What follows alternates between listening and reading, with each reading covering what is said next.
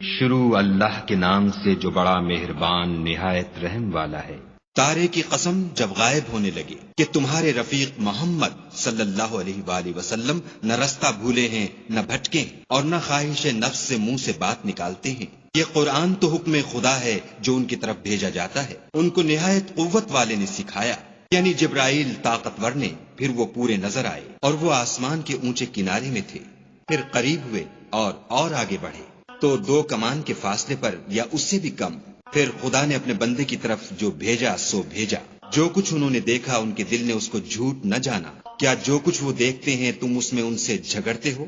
اور انہوں نے اس کو ایک اور بار بھی دیکھا ہے، پرلی حد کی بیری کے پاس، اسی کے پاس رہنے کی بہشت ہے، جبکہ اس بیری پر چھا رہا تھا جو چھا رہا تھا۔ ان کی آنکھ نہ تو اور طرف مائل ہوئی اور نہ حد سے آگے بڑھی۔ انہوں نے اپنے پروردگار کی قدرت کی کتنی ہی بڑی بڑی نشانیاں دیکھیں۔ بھلا تم لوگوں نے لات اور عزا کو دیکھا اور تیسرے منات کو کہ یہ بت کہیں خدا ہو سکتے ہیں؟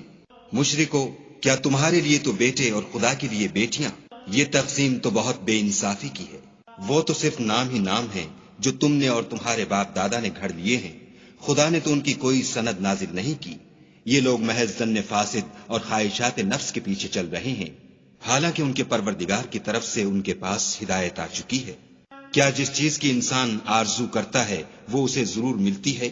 آخرت اور دنیا تو خدا ہی کے ہاتھ میں ہے، اور آسمانوں میں بہت سے فرشتے ہیں جن کی سفارش کچھ بھی فائدہ نہیں دیتی مگر اس وقت کہ خدا جس کے لیے چاہے اجازت بخشے اور سفارش پسند کرے۔ جو لوگ آخرت پر ایمان نہیں لاتے وہ فرشتوں کو خدا کی لڑکیوں کے نام سے موسوم کرتے ہیں، حالانکہ ان کو اس کی کچھ خبر نہیں۔ وہ صرف ظن پر چلتے ہیں اور ظن یقین کے مقابلے میں کچھ کام نہیں آتا۔ تو جو ہماری یاد سے روگردانی کرے اور صرف دنیا ہی کی زندگی کا خواہاں ہو اس سے تم بھی منہ پھیر لو۔ ان کے علم کی یہی انتہا ہے۔ تمہارا پروردگار اس کو بھی خوب جانتا ہے جو اس کے رستے سے بھٹک گیا، اور اس سے بھی خوب واقف ہے جو رستے پر چلا۔ اور جو کچھ آسمانوں میں ہے اور جو کچھ زمین میں ہے سب خدا ہی کا ہے، اور اس نے خلقت کو اس لیے پیدا کیا ہے کہ جن لوگوں نے برے کام کیے ان کو ان کے اعمال کا برا بدلہ دے، اور جنہوں نے نیکیاں کی ان کو نیک بدلہ دے۔ جو صغیرہ گناہوں کے سوا بڑے بڑے گناہوں اور بے حیائی کی باتوں سے اجتناب کرتے ہیں، بے شک تمہارا پروردگار بڑی بخشش والا ہے۔ وہ تم کو خوب جانتا ہے جب اس نے تم کو مٹی سے پیدا کیا، اور جب تم اپنی ماؤں کے پیٹ میں بچے تھے تو اپنے آپ کو پاک صاف نہ جتاؤ۔ جو پرہیزگار ہے وہ اس سے خوب واقف ہے۔ بھلا تم نے اس شخص کو دیکھا جس نے منہ پھیر لیا اور تھوڑا سا دیا پھر ہاتھ روک لیا؟ کیا اس کے پاس غیب کا علم ہے کہ وہ اسے دیکھ رہا ہے؟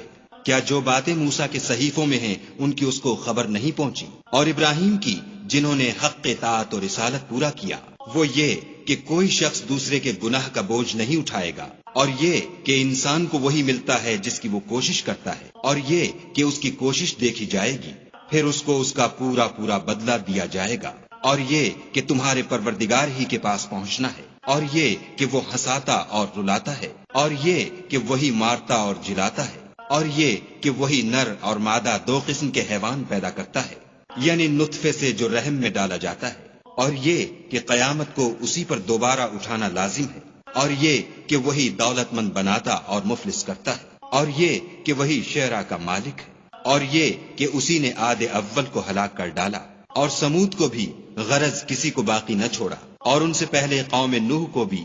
کچھ شک نہیں کہ وہ لوگ بڑے ہی ظالم اور بڑے ہی سرکش تھے، اور اسی نے الٹی ہوئی بستیوں کو دے پٹکا، پھر ان پر چھایا جو چھایا۔ تو اے انسان تو اپنے پروردگار کی کون کون سی نعمت پر جھگڑے گا؟ یہ محمد صلی اللہ علیہ وآلہ وسلم بھی اگلے ڈر سنانے والوں میں سے ایک ڈر سنانے والے ہیں۔ آنے والی یعنی قیامت قریب آ پہنچی، اس دن کی تکلیفوں کو خدا کے سوا کوئی دور نہیں کر سکے گا۔ اے منکرین خدا، کیا تم اس کلام سے تعجب کرتے ہو اور ہنستے ہو اور روتے نہیں، اور تم غفلت میں پڑ رہے ہو؟ تو خدا کے آگے سجدہ کرو اور اسی کی عبادت کرو۔